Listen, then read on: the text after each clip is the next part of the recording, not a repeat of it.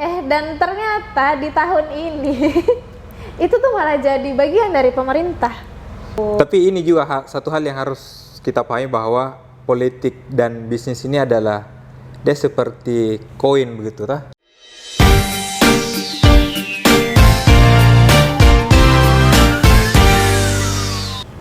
Hai semua, jumpa lagi di channel Cerita Pinisi, episode ketiga tentang cerita sepuasnya. Oke, hari ini kita bahas apa, Kak? Hari ini temanya tentang politik versus bisnis. Jadi kita akan cerita sepuasnya tentang itu. Sedikit berat ya? Lebih sedikit berisi. Oh, berisi. Waduh. Oh, iya. Kayaknya saya tidak sanggup bahas itu. Tapi kita mulainya bahas dari mana tentang politik dan bisnis. Tadi kita bilang mau bahas dari definisi. Dari definisi sederhana mau saja. Bukan anak-anak. Iya, suka mendefinisikan tidak ada akademisi di antara kita. Tapi ya sederhana saja. Politik itu adalah alat yang digunakan untuk mencapai tujuan. Itu saja mungkin. Apapun itulah instrumennya Kemudian bisnis adalah ya berbisnis, berwirausaha. Ya seperti teman-teman tahu lah apa itu bisnis tuh, niaga, ada supply dan demand, ya begitu aja lah. Betul. Ya, secara dasar kan bisnis itu kita bertransaksi untuk membeli atau menjual sesuatu. Oke. Nah, dan hubungannya dengan politik apa, Kak? Apa saya juga nggak tahu sih sebenarnya, tapi kita mungkin startnya dari bahas Mbak Inas, Ibu Inas. Yes, again. Oh. Lagi. Karena ya sedikit banyak mungkin Inas terlibat ya di dunia politik mungkin ya. Yes. Di bisnis pun mungkin seperti itu. Betul. Jadi mulainya mungkin dari antum bahasa Arabnya. Kalau mulainya dari kalau saya irisannya keluargaku sih kebanyakan akademisi jadinya jarang ada yang jadi ya sebagian ada yang terjun di politik tapi tidak banyak lah. Nah, Inas bagaimana? Ya, tapi sebelum kita lebih jauh biar teman-teman yang nonton ini video, jadi Inas ini adalah salah satu stakeholder yang ada di Bulukumba. Mungkin bisa kita bilang seperti itu karena orang tua beliau adalah bupati di Kabupaten Bulukumba, jadi mau tidak mau bersentuhan dengan dunia politik. Nah, mungkin sedikit Oke, mungkin pembahasan kita adalah mungkin sedikit mengarah ke sana. Kemudian ya bagaimana pressure keluarga, apakah ada ditawari ya. Bagaimana? Mungkin awal ceritanya dari situ. Bagaimana? Politik itu apakah ada tuntutan dari keluarga atau justru ditekan jangan usah berpolitik? Untuk saya pribadi. Sebenarnya sih tidak ada. Cuman karena sudah terlanjur terjun, sempat tergaung ditanyakan gitu, mau nggak terjun di politik gitu kan. Terus saya merasa kayaknya di usia yang saya sekarang saya masih agak bimbang juga karena begini, basic saya kan akuntan, otomatis kan fokusnya ke bisnis dong. Sip. Yes. Dan tiba-tiba terjun ke area yang sama sekali belum pernah saya geluti, ya saya juga harus masih beradaptasi. Karena saya mau ketika saya berpolitik itu memang betul-betul kita mengabdikan diri gitu. Nah, sementara di posisi saya sekarang di umur ini, saya merasa masih belum mampu. Gitu. Ada anggapan yang seperti ini, Nas, di masyarakat, bukan di masyarakat, tapi di kalangan umum juga, bahwa kalau mau terjun di politik itu setidaknya sustain dulu di bisnis begitu ya. Biar pada saat masuk di politik itu bukan untuk lahan nyari duit, tapi lebih kepada pengabdian. Nah, bagaimana dengan statement itu? Kalau saya sih setuju banget ya. Karena begini, saya kan berasal dari latar belakang itu tadi, dari bisnis. Paci kan adalah seorang pebisnis yang akhirnya terjun ke politik. Bukan karena memang betul-betul si ayah ini mau ada ambisi, enggak. Hanya karena melihat bahwa sepertinya Bulukumba itu butuh sosok pemimpin yang baru, yang punya sudut pandang yang berbeda dari yang sebelumnya, dan bisa dikatakan yang betul-betul mau mengabdi. Dan mungkin sudah jalannya ke situ karena dulu ya dari semasa saya kecil ayah tuh selalu bilang, saya nggak suka pemerintah, saya nggak suka dengan regulasinya, aturannya tuh kayak apa sih, menyulit, terkadang tuh sangat menyulitkan pengusaha. Dan ternyata di tahun ini itu tuh malah jadi bagian dari pemerintah. Iya. Tapi ini juga satu hal yang harus kita pahami bahwa politik dan bisnis ini adalah dia seperti koin begitu, tah? Dia tidak bisa dipisahkan karena setiap usaha juga butuh keputusan-keputusan politik yang ini, tah? Yes, betul, Dia betul. ya semisal legalitas itu kan pasti kepentingan, itu kan salah satu instrumen politik, tah? Nah, sebaliknya pun seperti itu, politik juga butuh suplaian finansial dan itu kan pasti dari para pengusaha-pengusaha, toh? Cuman Kak, tidak semua orang-orang yang terjun di dunia politik itu adalah seorang pengusaha. Oke, terus? Jadinya, Nah, menurutmu kalau seperti itu adalah sebuah problem atau apa? menurut saya sih adalah sebuah problem. Karena jadinya gini, ketika kita terjun di dunia politik lantas kita tidak punya kecukupan finansial, Oke, pada akhirnya kita merubah kesempatan berpolitik itu menjadi ladang bisnis. Betul. Di dalam politik juga kita berbisnis gitu. Padahal sebenarnya ketika kita seharusnya ketika sudah terjun di politik ya kita fokus mengabdi aja. Itu menurut saya sendiri ya. Mungkin saya aja yang terlalu idealis. Kalau kita dengar dari para politisi-politisi yang ada itu kan biasanya saya terjun di politik karena pengen mengabdi. Jadi menurut itu hanya di buah bibir aja. Jadi mungkin ya kalau di ujungnya pasti main proyekan mungkin tender sana sini. Agak susah sih saya terkadang saya kan sering mengamati dan tidak semua dari pejabat-pejabat yang awalnya saya berpikir dia mau betul-betul fokus mengabdi ya memang fokus mengabdi. Oke. Gitu. Di belakang juga ada yang bisnis gitu. Dan memang ketika kita sudah terjun di politik itu adalah hal yang sangat sulit untuk dipisahkan, Kak. Jadi cukup agak ribet kalau mau istilahnya tidak disangkut pautkan. Nah, makanya itu adalah suatu tantangan baru buat saya gitu. Karena kita kan terjun di dunia politik betul-betul di depan layar gitu. Dulu pasti kan memang sudah sering ikut berpolitik tetapi di belakang layar. Nah, ini baru menjadi pemeran utamanya gitu. Jadi orang tua ini Pak Aceh jadi bupati di Bulukumba itu mungkin kasarnya kalau boleh saya bilang dia adalah pelatih yang jadi pemain. Betul. Mungkin seperti itu ya. Yes. Tapi bagaimana rasanya, cerita dulu gimana rasanya menjadi punya privilege itu begitu. Saya ini adalah anak bupati nomor 1, anak orang nomor 1 di Kabupaten Bulukumba. Coba cerita gitu. Maksudnya rasanya seperti apa sih? Apakah nano-nano atau stroberi? Apa tuh? Tuh rasa mangga kah? Apa tuh? Kayak tamarin, Kak, ada asam manisnya. Nano. Ada asam manisnya gitu. Jadi sebenarnya happy-nya sih ya adalah. Oke. Happy-nya itu karena orang-orang jadinya antusias gitu. Tapi jadinya saya juga takut jangan sampai orang-orang berharap banyak sama kita sekeluarga, sementara apa yang kita bisa wujudkan itu tidak sesuai dengan ekspektasi mereka. Itu sih yang paling saya takutkan.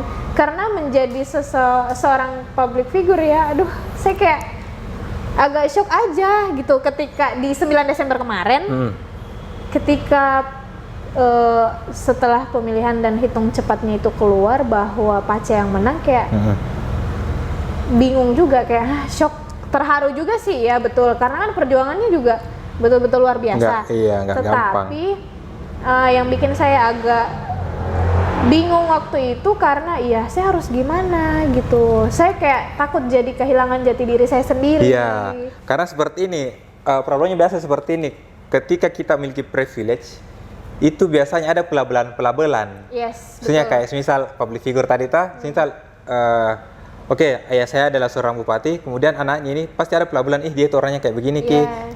Nah, pernah tidak merasa risih dengan pelabelan-pelabelan yang negatif-negatif begitu ya? Sangat, karena kalau untuk negatif enggak. Maksudnya begini, saya kan bukan seseorang yang terbiasa disoroti. Saya tidak terlalu suka untuk dilirik oleh banyak orang. Oke. Dan sekarang kalau introvert ya berarti? Ambivert. Oke. Ketika saya jalan makan gitu di mana, di Labdakah atau di resto, ya pasti ada yang mengenali lah 1-2. Iya. Jadi ketika terkadang masuk di resto ya senyum-senyum aja. Paling tidak pasti body language pasti berubah lah, habit Yes. Iya. Kalau dulu bisa makan Indomie sambil jongkok, sekarang mungkin ada image yang harus dijaga. Betul. Dek. Iya, itu yang saya takutkan justru malah merubah diri saya sendiri. Iya. Gitu. Karena kan tidak pernah terfikirkan seperti itu sebelumnya, dan saya tuh nggak pernah mikir bahwa pasti bakal jadi bupati, satu. Dan yang kedua, saya nggak pernah menyiapkan diri untuk berada di posisi itu. Biasanya ketika saya mau menjalani suatu hal, itu tuh saya sudah pikir dari jauh-jauh hari. Misalkan saya seorang akuntan, oh saya mau kerja di sini, saya mau melakukan ini, oh saya mau kuliah, saya mau lanjut di sini, saya mau kayak gini, itu sudah ada nih gambarannya.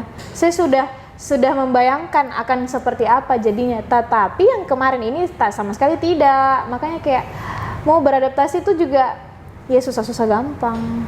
Tapi apa yang sudah diperbuat Inas, baik dari bidang politik dan satunya ya tentu bisnis lah. Sampai hari ini apa investasi terbesarnya Inas di dunia bisnis di Bulukumba?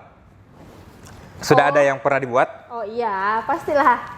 Jadi karena saya juga ceritanya kan ingin mendukung program dari pemerintah. Terus kan karena Bulukumba adalah satu kabupaten yang objek wisatanya cukup besar, bahkan go internasional, ya saya berpikir mungkin bagus kalau misalkan kita menyediakan fasilitas belajar bahasa.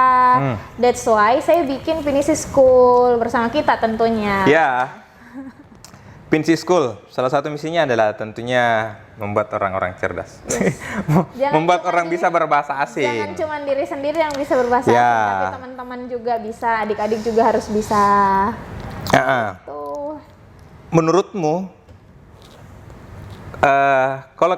kalau bertemu misal Inas ketemu sama 10 orang generasi milenial, kira-kira kalau disuruh memilih mau jadi pebisnis atau mau jadi politisi, itu akan lebih condong kemana? Pebisnis. Pebisnis. Yes. Nah, kalau kita sandingkan dengan bisnis dan YouTuber. Bisnis itu bagian, YouTube juga itu adalah part of bisnis. Jadi ya bisa dikatakan menurut saya ya YouTube itu adalah bisnis. Oke. Sebelum kita lanjut, jadi buat teman-teman yang nonton, ini kita take video di PT Argus. Jadi buat teman-teman yang nonton videonya, jadi jadi PT Argus ini adalah salah satu perusahaan minuman air putih yang ada di Bulukumba. Nah, contoh produknya kayak gini. Nggak putih, Oh, nggak putih, bening. Jadi contoh produknya kayak begini. Jadi dia ada yang botol, dia juga ada yang kayak gelas biasa. Kebetulan jadi kalau teman-teman, sangat segar, asik kayak Maka Raffi Ahmad nih. Mempromosikan produk. Tapi memang dari awal juga waktu saya minum ya saya pakai minum Argus. Jadi kayak kalau saya minum yang lain kan pasti ada beda rasanya. Perbedaannya kalau biasa ya membandingkan ya pasti terasa. Jadi kalau saya lebih suka Argus memang. Iya. Bukan hanya sekedar endorse ya. Dan bukan hanya di Bulukumba, kita tahu tuh. Ini kan sekitaran Bulukumba juga. Ini jemlet, maksudnya di Sinjai ada. Di Banteng ada. Sampai itu kan dari loh Kak. Sudah lintas provinsi. Wow, keren. Jadi sangat menginspirasi, asik sekali. Jadi kita lanjut ngobrol-ngobrol soal politik dan bisnis. Seperti yang saya bilang di awal tadi, dia kayak koin bisnis dan politik ini, Nasta. Nah, kalau sekali lagi misalnya orang tua datang, maksudnya orang tua datang sama Inas kemudian bertanya, "Nak, saya punya duit itu 1M, dan kau hanya bisa memilih di antara 2 pilihan, masuk politik dan berbisnis. Nah, kau lebih prefer yang mana? Pilih yang mana?" Bisnis. Kenapa? Iya toh. Karena kan kau ndak punya, maksudnya kau ndak punya background ini, maksudnya akademik itu kan lebih ke akuntan. Betul. Memang sangat jauh dari dunia, maksudnya kalau jurusan ekonomi ya masuk gitu. Sebenarnya bisa masuklah di politik. Saya kan bisa berjuang di sektor pengembangan ekonomi. Tetapi kenapa ketika saya dikasih pilihan, saya dapat uang 1M, tapi mau diarahkan kemana, ke bisnis atau politik? Ya jelas bisnis. Kenapa saya bisa menghasilkan MMM berikutnya lagi kan? Nah, kalau saya di politik, saya harus menghabiskan itu. Ketika kita berpolitik kan, ya tidak bisa dipungkiri berkampanye itu butuh duit. Jadi secara otomatis lah berpolitik itu kita menghabiskan duit, dan kalau saya diberikan 1M itu ya habis. Itu pun juga belum tentu bisa memberikan jaminan apakah kita bisa duduk di sebuah kursi parlemen. gitu. Nah itu yang saya sayangkan sih di pemerintahan kita, karena ya memilih tuh butuh duit buat kampanyenya gitu. Nah saya kan agak gimana ya gitu, karena jadinya kan tidak semua orang mau memilih kita berdasarkan hati yang ikhlas. Makanya saya lebih memilih berbisnis, karena kalau seandainya saya sudah matang di perbisnisan ya saya bisa pindah kan, saya bisa memilih. Tetapi kalau saya masuk politik dengan 1M itu ya ketika saya tidak terpilih habislah saya. Iya. Gitu. Kalau dalam memilih pasangan, apakah harus di bidang yang sama? Maka misal di dunia bisnis, berarti saya harus juga cari pebisnis dong? Atau seperti apa? Sebenarnya tidak. Saya tidak pernah memilih harus memiliki seorang suami nanti di masa depan yang seperti apa ya. Apakah harus sama-sama pengusaha atau tidak? Karena itu adalah hak prerogatif Tuhan.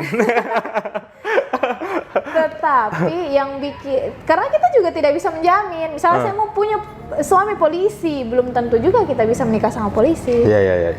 Jadi, tetapi kalau seandainya bisa, saya ingin menikah dengan seseorang yang tidak begitu terikat dengan aturan.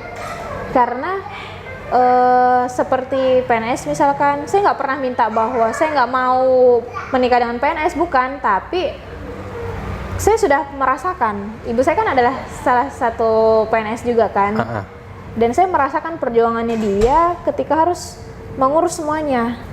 Oke. Gitu, jadi memang waktunya beda. Kalau misalkan tidak terikat, misalkan punya bisnis sendiri, ya lebih fleksibel. Kita bisa bangun jam berapa saja, bisa kemana saja, bisa mengatur waktu meeting dengan kapanpun, dimanapun gitu. Dan itu tuh tidak terbatas. Kenapa bisa seperti itu? Karena saya sudah merasakan itu sebelumnya. Saya yang awalnya cuma meeting sama orang-orang di sekitar saya, terus tiba-tiba diberikan kesempatan untuk meeting ke Jakarta, ketemu dengan orang-orang baru. Di situ kan punya opportunity yang lebih besar, di mana saya bisa mengembangkan diri saya itu lebih besar lagi, lebih baik lagi, lebih lebih banyak lagi ilmu yang bisa saya dapatkan dari orang-orang yang sering saya temui. Gitu. Iya. Jadi begini Nas, video ini kan bisa kita bilang kita akan tayangkan di YouTube, dan ya selama YouTube masih ada, pasti video ini juga masih akan ada. Betul. Atau dia akan abadi. Yes. Nah kira-kira ketika 5 tahun ke depan ini, Inas kan sebenarnya lebih pilih jadi bisnismen toh? Iya, businesswoman. Businesswoman. Nah kira-kira 5 tahun kemudian Inas menjadi politisi. Saya pertanyaannya seperti ini, cukup jawab ya dan tidak saja. Yes. Oke, apakah video ini akan dihapus ataukah biarkan saja tersimpan di YouTube? Tidak akan dihapus. Inas tidak mau hapus. Tidak. Karena ini kan sebenarnya sudah berbeda. Maksudnya di video ini Inas bilang akan jadi perempuan businesswoman, kemudian nantinya 5 tahun itu Inas jadi politisi. Iya betul. Cita-cita saya kan mau tetap fokus di situ. Tetapi kan kita tidak pernah tahu arus yang membawa kita seperti apa. Seperti Pace yang sudah 34 tahun lebih menjadi seorang pengusaha, tahu-taunya terjun juga. Padahal bukan kemauannya dia, bukan ambisinya dia, begitu. Kalau sekarang saya lebih memilih menjadi seorang pengusaha karena saya merasa saya belum cukup umur untuk bisa mengabdikan diri. Poinnya juga sebenarnya kalau dari saya adalah ketika kau sudah sustain di wilayah ekonomi, di sektor itu, maksudnya kau sudah ini, ya sah-sah saja, silahkan terjun. Karena kalau belum, ya kebanyakan ini sih, kalau kita melihat fenomena, malahan masuk politik justru mencari lahan gitu. Iya. Politik ini menjadi lahan untuk mencari duit, Dia buat regulasi sebenarnya untuk memperkaya memperkaya dirinya. Itu yang sebenarnya ingin saya ubah. Walaupun saya tidak bisa mengubah orang, ya setidaknya dari diri saya sendiri dulu. Makanya sustain di bisnis dulu, baru bisa ke arah yang lain. Nah, kita mengandai-andai lagi nih, Nasta. Andai kan kita ini sekarang berdua masih berumur 16 tahun dan kemudian ada orang yang menanyakan ke kita, mau pilih mana? Politik atau bisnis? Kira-kira kau akan jawab apa? Iya, umur 16 tahun. Jelas bisnis lah. Bisnis. Yes. Menurut saya kayak gini, bisnis itu kan kita berjualan, kita kita punya kesempatan untuk bertemu dengan banyak orang yang punya lebih banyak ilmu, yang punya sudut pandang yang baru, yang bisa memberikan kita wejangan-wejangan gitu kan, masukan-masukan yang supaya kita bisa lebih berkembang lagi.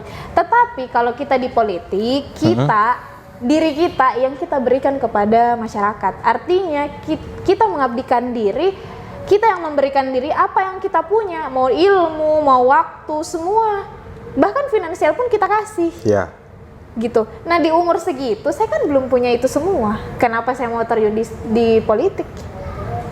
Memang saya punya apa di umur 16 yang bisa saya katakan bahwa saya sudah bisa mengabdikan diri saya sebagai politisi? Belum. Jadi lebih baik saya belajar dulu lebih banyak, sustain, fokus di bisnis sampai saya merasa bahwa oh iya saya sudah cukup nih di sini. Dan kalaupun saya mau terjun di bisnis, di politik ke depannya ya why not gitu. Tapi kan kita nggak pernah tahu arah kehidupan membawa kita kemana. Kita hanya bisa merancang. Yes. Kita hanya bisa berikhtiar, toh garis Tuhan juga yang menentukan kita jadi apa. Dan tahu nggak, saya sudah 2 kali mengalami itu. Ketika planning yang saya ingin jalankan itu tidak sesuai dengan rencana saya, dan saya harus tiba-tiba ketika saya jungkir balik harus secepat itu menyusun rencana baru supaya saya bisa bertahan di opsi yang baru. Kayak misalkan yang setelah yang dibahas kemarin, dari dokter terus tiba-tiba ke akuntansi, dari bisnis terus tiba-tiba harus terjun ke politik, itu kan bukan hal yang cukup mudah sih menurut saya. Jadi harus tetap belajar, harus tetap merancang, walaupun sebenarnya kita sudah rancang yang kemarin, tapi karena kita belok nih ceritanya ya bikin lagi planning baru. Ya, mengalir aja. Betul. Nah, terakhir ini dari saya, Inas. Pesan tentunya, toh. Pesan untuk generasi sekarang. Khususnya di pemuda-pemudi Tapi tunggu dulu Kak, Nah, sebelum kita bahas tentang pesanan kesan kita, bagaimana? apa? Maukah kita terjun di politik? Kalau dibilang mau ya jelas mau. Toh, tapi momennya itu yang jadi pertanyaan, kapan? Momen yang tepat itu kapan? Nah itu kalau dari saya, kalau mau ya tentu mau. Jadi kalau seandainya kita punya kesempatan untuk terjun di politik, kita akan terjun. Saya akan terjun. Kalau momennya sudah tepat, toh. Iya, berarti kita jangan memaksakan diri kan? Iya, enggak lah. Memantaskan diri dengan. Memantaskan diri dulu. Itu yang saya maksud ketika momennya sudah tepat. Maksudnya bullshit lah saya kalau ada semisal politisi dia mau jadi nyalek semisal, kemudian apa misi visimu? Saya ingin memperbaiki masyarakat, dan cek per cek, waduh, dilihat ininya track recordnya dia trouble juga, bermasalah juga, ya kan, nggak bisa. Saya pernah baca buku Kak, maksudnya begini, ketika kita mau terjun ke dalam suatu hal, itu tuh kita harus bisa lebih dulu. Ya. Bisa memiliki hal, misalkan gini, kita mau terjun ke politik, kita butuh duit misalkan berapa puluh misalkan, ya kita harus bisa punya duit itu berkali-kali lipat dulu. Jadi ketika kita habis ya kita nggak akan merasa deh susah cari uang gitu. Jadi kita bisa ikhlaskan uang yang memang sudah kita habiskan. Terlibat. Bukan berarti kita masuk terus tiba-tiba kemarin pokoknya uang yang saya pakai harus saya kasih kembali, enggak gitu. Dan bukan juga nominal yang sedikit masuk ke dunia itu toh. Dia hitungannya sedikit. Apa ya? Ya bakar duit lah hitungannya toh. Karena kan kita enggak tahu. Main judi-judian aja sih. Kalaupun duduk ya tidak. Alhamdulillah, kalau tidak ya alhamdulillah. Gitu iya, kan? gitu aja sih sebenarnya. Jadi seharusnya ya seandainya mungkin bisa, ya saya sih berharap kedepannya kita akan melakukan pemilihan tanpa perlu kita menggunakan uang lagi, dan masyarakat juga bisa lebih cerdas untuk memilih dan melihat pemimpinnya yang bagaimana. Dan untuk generasi yang akan jadi pemimpin di masa depan harus lebih bisa jujur kepada diri sendiri, kepada orang lain, supaya bukan cuma dirinya yang mau diperkaya, tapi orang lain juga. Nah ini saya sedikit ngobrol soal pengalamanku terlibat soal itu tadi yang money politik. Sangat sulit sekali untuk diretas karena dia berubah bentuk. Maksudnya seperti ini. Kalau di daerah mungkin masih sifatnya cash fresh money. Nah kalau di kota-kota besar itu bertransformasi. Jadi dia lebih ke kirim GoPay, OVO, dia seperti itu. Jadi OVO-nya yang diisi. Ini tuh jadi dia bukan fresh money. Nah ini kan juga lebih praktis juga tuh. Nah lebih ke itu. Makanya saya bilang ini kok sulitnya gitu. Jadi tapi titik ini sebenarnya lebih ke edukasi, toh. Kita selalu sepakat di situ, toh. Mengedukasi masyarakat itu kita harus Kembali ke terus-menerus pendidikan lagi. melakukan itu. Bukan hanya dalam segi akademis ya, tapi juga dalam pilihan juga kita harus bisa memberikan opsi kepada pemilih nanti, misalkan masyarakat ya, supaya mereka bisa melihat secara nyata ya. Bukan berarti karena kita punya kesalahan dan lantas kita tutup-tutupi dan membuat image kita bahwa kita tuh orang paling sempurna, orang paling baik, orang yang paling bagus nih untuk dipilih, bukan. Kan kita juga manusia, punya salah lah, punya kekurangan lah. Jadi kalau seandainya pemilih kita tidak bisa menerima itu ya let it go gitu. Sip. Kita sudah lumayan lama kayaknya ngobrol-ngobrolnya, Nas. Langsung ke pesan terakhir mungkin. Atau enggak usah ada pesan-pesan, Di? Saya tadi sudah menyampaikan kita ada. Sebenarnya disampaikan dari awal, ini pesan semua, Ji. Iya, pesan semua. Dek, kalau saya sih sebenarnya mau politik, mau masuk di dunia politik, mau masuk di dunia bisnis, itu cuma kalau saya sih too early itu enggak bagus juga. Tapi too late itu enggak bagus juga. Tapi cari momen yang tepat. Sama sebenarnya kalau kita mau menyet, maksudnya kalau kita mau nyatakan cinta sama pasangan tak. Kalau misal seorang laki-laki terlalu cepat juga ndak enak, Bos. Kalau too early, wih cepatnya baru kenal 1 minggu, kok nyatakan sikap nih. Tapi kalau too late juga diambil orang. Diambil orang. Malah ini makanya momennya yang kita ini kita lebih ke penekanannya di situ kalau saya Dan perlu kita ingat semua orang tuh waktunya beda-beda. Ada yang mungkin di umur 30 sudah mampu dan sudah bisa berpolitik, ada yang mungkin di umur 50, di umur 40, ya itu kan timeline-nya tiap orang tuh beda-beda. Jadi jangan berarti karena seseorang misalkan menjadi seorang bupati di umur 30, ya kita juga harus bisa di umur segitu, enggak. Timeline setiap orang tuh beda-beda. Yang penting kita belajar untuk berproses, you can reach your goal. Wow. Aku pikir buat teman-teman yang nonton sangat banyak pesan mungkin, Dek. Nas, Dek. Mudah-mudahan. Semoga bisa menjadi video yang bermanfaat untuk menonton.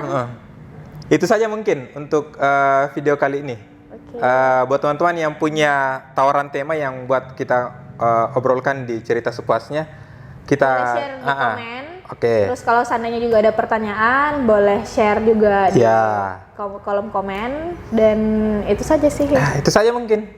Sampai ketemu di video-video selanjutnya. Oke deh, sampai jumpa. Bye-bye.